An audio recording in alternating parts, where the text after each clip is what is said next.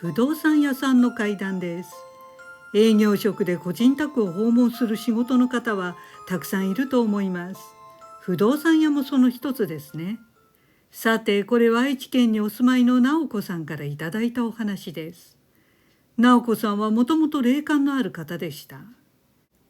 さて、直子さんの自宅はだいぶ古く、当時リフォームを考えていたそうです。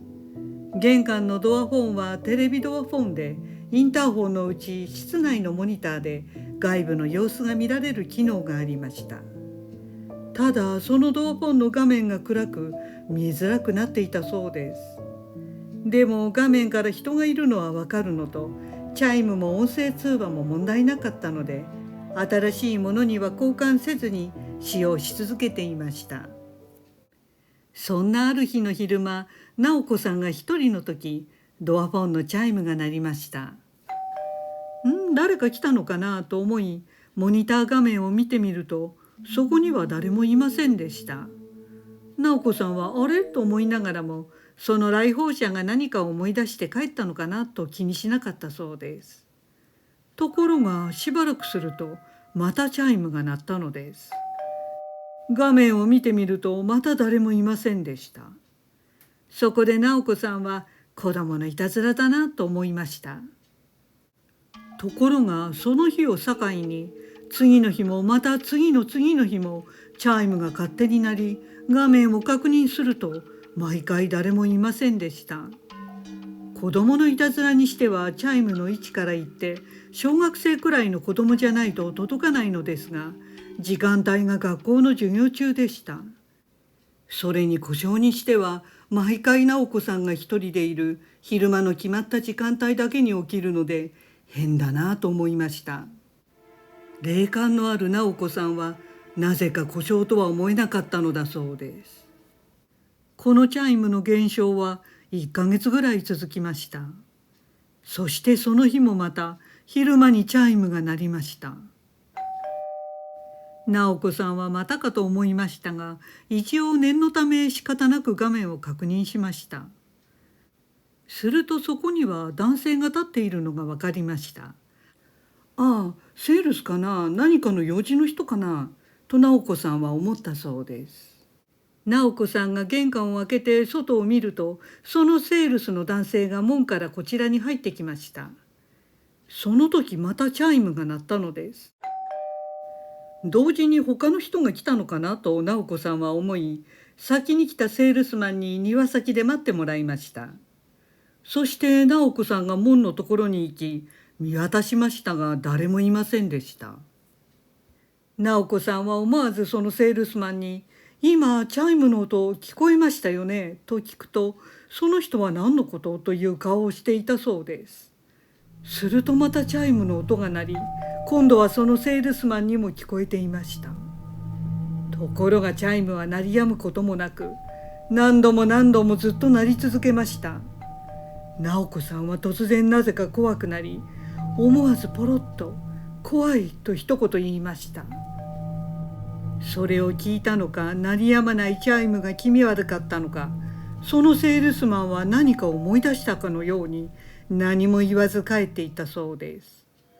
するとそのチャイムは鳴り止んだということでした。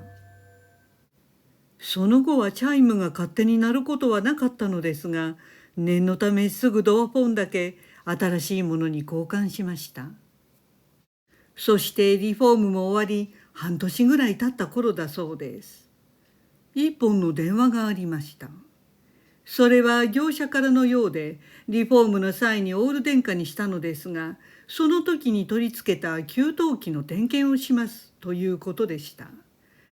そこで早速日時を決め、当日のその時間に玄関チャイムが鳴りました。直子さんは新しいドアフォンの鮮明な画面を見て確認すると、男の人が正面に立っていました。そしてその男性の後ろから画面を覗き込む女性が見えました。直子さんは、ああ、あの二人で点検に来たのかと思い、今から玄関に向かいました。そしてドアを開けると、そこには男性だけが一人立っていました。点検に来ました。と元気よく男性は言ったのですが、さっき後ろにいた女性はいませんでした。直子さんは周りをぐるりと見渡したのですが、そんな女性の姿はどこにもありませんでした。直子さんはすぐ男性にもう一人の女性の方はと聞いたのですが、いや、自分は一人で来ましたという答えでした。初めから一人で来たということで、直子さんは内心ぞっとしたそうです。男性は早速作業内容の説明を始めたのですが、直子さんの脳裏にはあの女性の顔が浮かんでいて、上の空で聞いていました。直子さんには確かに女性だと分かったのですが、なぜか怖いという印象でした。この男性の後ろからあの女性は顔と片腕だけを覗かせていたのですが、その片腕は男性の腕を掴んでいたそうです。直子さんは男性の説明を聞いているうちに、恐怖からだんだん気分が悪くなっていき、とても話を聞いていられなくなりました。そこでこの日は帰ってもらい、後日夫に対応してもらうことにしたそうです。さて後日直子さんの夫がこの男性と対応したところ、それは給湯器を購入したところから来た業者ではなく、どこで情報を得たのか、新たに別のものを売りつけようとしてきたものだったことが分かりました。直子さんはそれを聞いて、半年前リフォーム直前に来たあのセールスマンも、ひょっとして今回の押し売り業者と同様に一種の騙しのセールスだったのかもしれないと思いました。あの時チャイムが鳴り止まなかったのは、それを直子さんに知らせる警告で、また今回の後ろにいた女性も危険を直子さんに知らせようとしていた例か、この業者に被害に遭って恨みを持っている女性の生き量だったのかもしれないと直子さんは言っていました。真偽のほどは分かりませんが、直子さんは怪奇現象によって難を免れたということでした。心霊や怪奇現象が常に私たちに不利益をもたらすとは限らないというお話でした。ご視聴ありがとうございました。よろしければチャンネル登録といいねボタンをお願いします。